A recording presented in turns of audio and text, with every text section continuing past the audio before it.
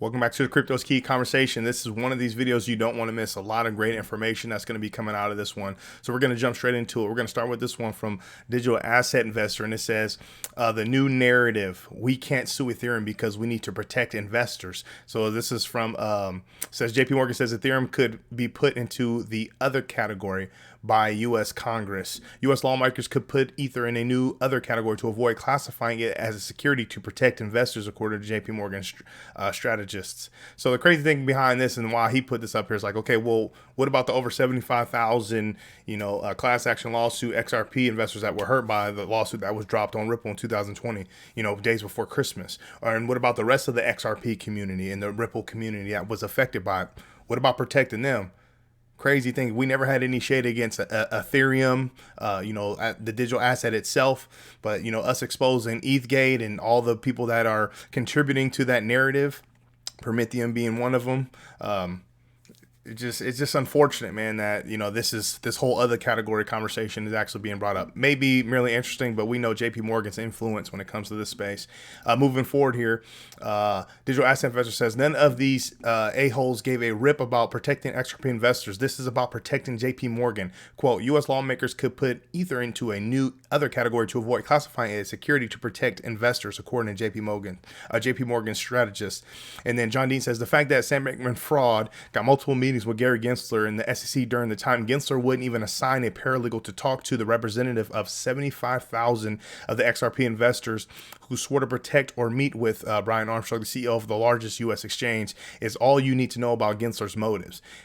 I mean, straight to the point, John Deaton hit it on the head. I mean, that's just the tragic part about it. That's what we've been dealing with over 2 years now.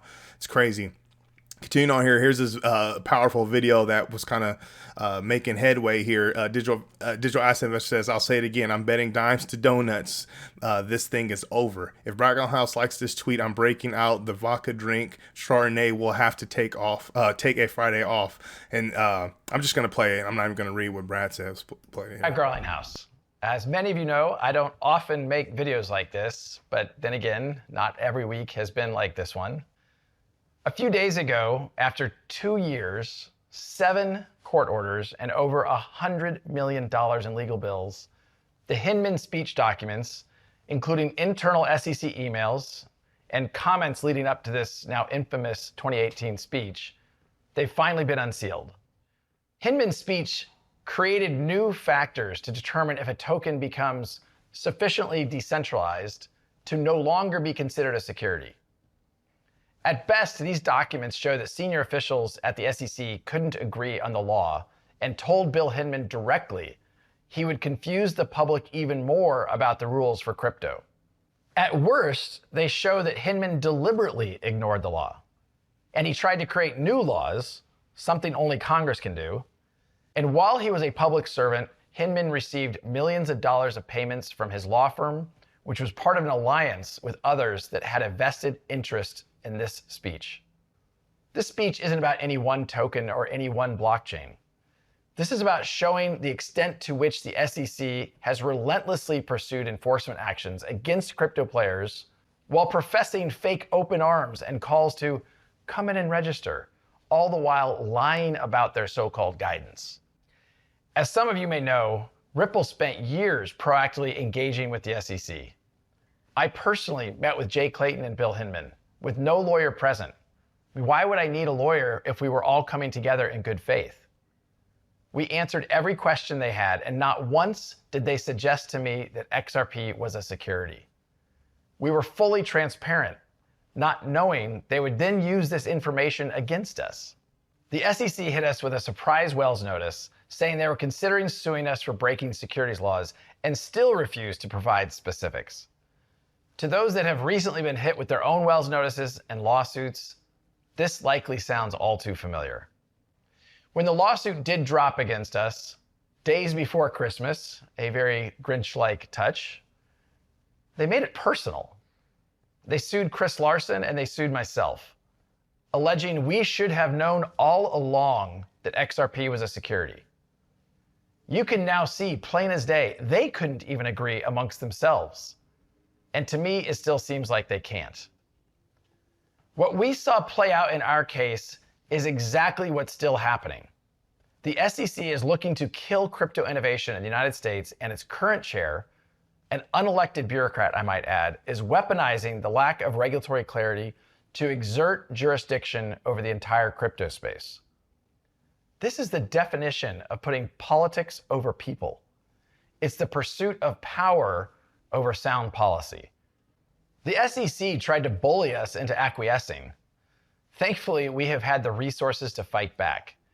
And now we can all see what they've fought so hard to hide.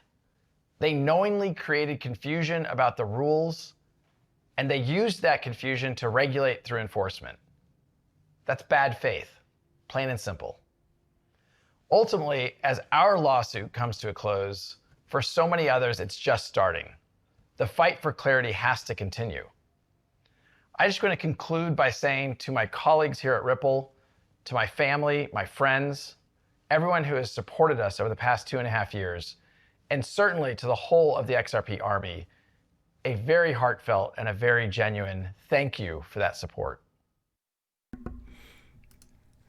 Okay, just quickly, shout out Brad Garlinghouse, man, and Ripple fighting the good fight, not just for themselves, for the entire industry. I mean, there's a lot of power that can be utilized for these other, exchanges and companies, blockchain and crypto companies that are being attacked by the SEC as well. But shout out Brad Garlinghouse, and I wanted to bring this up. JV had talked about this right here. Says keywords: as our case comes to a close, the fight for clarity has to continue. So a lot of people were speculating like, oh man, like dang, did they settle? Are they only going to get, clarity for XRP? How's this affect the rest of the industry? There's been like speculation in that regard. Quite honestly, it is what it is. I mean, this is a pertinent case for, as we say, it's important for the entire industry. If Ripple lost, it would be a tragedy for the entire space. But this is litigation that Ripple, the company, went through over 2 years, right? And without John Deaton and the rest of us being in the class action lawsuit and being, as he says, amicus, or I forgot what it's, amici or whatever, without us doing that, like we didn't have representation for ourselves. So like all this time when we were, shouting from the rooftops, like, hey, come help, like join the fight because they're coming after everybody. It's like all of a sudden it's like, oh, well, what if Ripple and XRP are the only ones that, come out on top out of this and we're all screwed. Kind of like the whole Charles Hoskinson thing where he says it'd be detrimental if there was a settlement between Ripple and the SEC. I mean, it is what it is. I mean, this is part of the litigation. They went through over 200 million in over 2 years of litigation, and the XRP Army, as we know, have been through the ringer when it comes to the space way prior to the lawsuit that was dropped days before Christmas in 2020. I mean, it's just unfortunate, but it's just going to be a waiting game to kind of see what happens. I wanted to bring this up right here. This is from Fago Reacts. Mark Fago says, Mr. Huber called on several attorneys, including John Deaton, Jeremy Hogan, and Fago to share their opinions. Reacting to the thread, Fago emphasized his penchant for avoiding speculations, but stressed that he expects the presiding judge to issue her summary judgment decision within days. He says, quote, I try to avoid speculating, but my guess is a ruling is coming within days. So obviously there's been a lot of different legal representation within the community that's been speculating on when things are going to end based on, judges' decision history of prior cases and how litigation's happening and, what narrative we're getting from Ripple, the company, or the SEC. No one really knows besides the judge. So it's just going to be a waiting game. But to hear, people saying, man, this can happen at any point within days. It's light at the end of the tunnel, especially after you see, Brad Garlinghouse come out with this video, man. It's obvious this thing's almost done. Transitioning now, we're getting back into the whole Prometheum thing and like how they just automatically surface and connecting the dots with Vitalik Buterin and Joe Lubin and Consensus and ETHgate. When Digital Asset Investor was talking about how, they were trying to, give us the head fake and, we have this crash from Do Kwon and Terra Luna, and then you have Sam Bankman-Fried or Sam Bankman-Fraud and the FTX collapse. Like he was still emphasizing like, no, ETHgate is bigger than it all. I mean, the Twitter sleuths are out again. Cowboy Crypto, Mr. Huber, Digital Asset Investor, a bunch of different, I can't even name them all, a bunch of different, XRP community members have been literally digging in and finding and connecting more dots. So I'm just going to cover some of them here in this video. It says, what is this? Finbushi Capital was founded by head of Waxang Blockchain, Zhao Feng, and also founded by Vitalik Buterin with the eye emojis. Finbushi invested in BitDAO in January 2021, right after Ripple lawsuit was filed. BitDAO would turn around and invest in Paradigm not long after. Paradigm was founded by Coinbase founder Fred Ersam, who delisted XRP in January 2021 as well. Paradigm happens to be invested in Citadel Securities with Sequoia Capital, and that has the China thing there. It says Heath Tarbert left CFTC to join Citadel in April 2021, just 3 months after Ripple lawsuit. Heath Tarbert also met with Jay Clayton the day before the lawsuit was filed. Heath recently joined Circle just over a week ago, which is quite interesting, seeing the Finbushi is a Circle investor. Finbushi also invested in Joe Lubin's consensus in April 2021. Coincidences. And remember, we know there are no coincidences. They're just connecting more dots. And, he put some more information, some more screenshots here of the stuff that he's been finding. It says, I believe Sequoia is also tied to Jeffrey. We're just going to say that name. It's definitely a partner in the World Economic Forum. It says, I believe so too. Just posted a thread on this post of Sequoia. So then he posted a Sequoia Capital 18 thread, tweet thread here. Shout out, Cowboy Crypto. I highly recommend you come in here and check out this thread, man. It's insane. Mr. Huber has something right here too. He says, watch this, holy shite. It says Alibaba teamed up with Ethereum supporter Waxing back in 2014 when Bill Hemming was preparing Alibaba's IPO, and it gets even better. Andrew Keys described how Alibaba and Ant Financial use Ethereum and consensus technology on the consensus website. So then he puts all the screenshots and stuff right here. And then, did I put it right here? Yes, right here. He's talking about this timeline. He's starting to piece things together. So I'm not saying that this is 100% accurate, but I kind of like what I see here, and it makes sense. So he goes, folks, I think I finally have it. Challenge my timeline.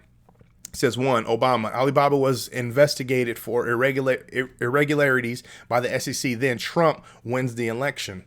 2, Jay Clayton, former Alibaba advisor, become SEC chair. 3, Alibaba files a merger request with SEC to buy MoneyGram. And then he goes 4, Clayton brings in Hemming, who handled Alibaba's IPO and was named Deal Maker of the Year with Liming Chen, Alibaba in 2014. 5, Clayton and Hemming want Alibaba to do the MoneyGram deal, but 6, United States National Security Council withdraws authority from the SEC and rejects the MoneyGram Alibaba deal. 7, 3 days later, it is announced that instead of Alibaba, Ripple gets the deal and MoneyGram wins. 8, the SEC, Hemming and Clayton start working with the Brooklyn Project, Consensus, Quorum, and ETH Alliance. 9, Alibaba, JP Morgan, Ethereum Alliance gets back at Ripple with the free pass and regulatory clarity for Ethereum. 10, this could also explain the huge hatred for Ripple. Maybe Ripple was responsible for not using MoneyGram to test Ethereum-based cross-border payments. And then he has like the sources and archives. Let me see if I want to cover the rest of this, see how long it is. So long story short, you can come down here. I'm not going to read all of this stuff, but it's just fascinating just to see how things just connect. Just the connecting more dots when we're actually seeing the picture. And a couple of videos ago, I talked about how, like, when we were younger as kids, we would get like that piece of paper and there were just dots everywhere, right? And it said dot 1, dot 2, dot 3. And as kids, we used to just have to follow it, right? And then once we were done, we saw what the picture was. That's kind of what's been happening, over the past, 2.5 years with the XRP community. It's massive. Been uncovering this stuff, and literally it's just shed a lot of light. In a sense, it's a lot of positive light for the right actors in the crypto space, shedding negative light on the negative people that are trying to do wrong in this space. But it's given a lot of strength and power, for us everyday investors and the right actors within the space that are really trying to build and grow and make this space prosperous. We're going to cover this too. This is from John Deaton. It says, no reasonable jury could conclude Chris Larson and Brad House were reckless. The SEC sued them because it was being the bully that it loves to be. Despite being given the proof of every single XRP transaction these two executives made, the SEC went after bank records and debit and credit card statements. The SEC also used fraud-like language in a non-fraud case, all meant to intimidate and pressure. When you are innocent, the two executives did exactly what you do with a bully. You punch them in the face. So let's take a quick listen into this. You expected to uncover in these documents? Yeah, now we have seen, we got access to these documents last year, and the judge has seen them. The new news here is the judge, on her seventh court order relating to these documents, said that the public deserves to see these documents. But yes, this corroborates a number of very important, relevant things, or things that are relevant to our case. One, that when the law is faithfully applied, when you faithfully apply the statute in the famous 1946 Supreme Court case known as Howey, the SEC has no case. Two, it confirms that the SEC fostered regulatory confusion in the marketplace. They knew the marketplace was confused, and they took steps to deliberately aggravate that confusion. And I think that goes to what's known as the fair notice defense, that folks of ordinary intelligence did not have fair notice about how the SEC was going to apply what they believed to be the law to this industry. And lastly, we shouldn't forget that in addition to suing Ripple, the SEC in December of 2020, I think, as a last-ditch effort to bring maximum leverage on the company, sued our founder and our CEO personally, alleging that they were reckless in allowing Ripple to distribute the digital asset XRP in the way they did. And to establish recklessness, you have to prove that the individual either knew or recklessly disregarded what the law was. And we've now confirmed that that is an outrageous allegation, because at best, the SEC were debating internally what the law was. At worst, they knew what the law was, and they distorted the law to create this confusion in the marketplace. Yeah, and it's plain as day that that's exactly what it was, man. We figured them out, and we're going to continue to find more information. It's just crazy. It's crazy how things are really connecting the way they are. And obviously, this has been something that was brought up big into the community. You know, we knew that William Hinman was lying. Well, we had high, I guess, based on certain evidence, we had high conviction that no, they're lying, they're bullcrapping, and it's here. Ever since we got the release, it says, did you have communication with anyone other than the SEC staff about the substance of your remarks in the June 14, 2018 Ethereum Free Pass speech before you gave it?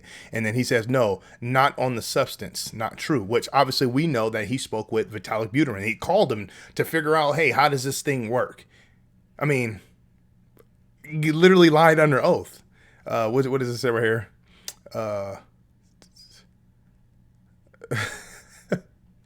Yeah, it's just nuts. And actually, this video, if you haven't seen it, this was actually an interesting little video that one of the community members had put out. It was kind of cool.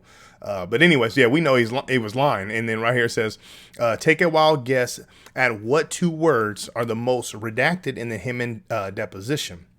Coming out here, it says, I won't say it, nor will I confirm anything. And this is John Deaton. But one word is the name of an individual, and the other most redacted word is the name of a company. But I will share what is public. So then he put up this screenshot here, and a lot of people have been speculating on, Joe Lubin and Consensus. I've seen the likes of, I think it was Vitalik Buterin and Ethereum. We're going to put this one here.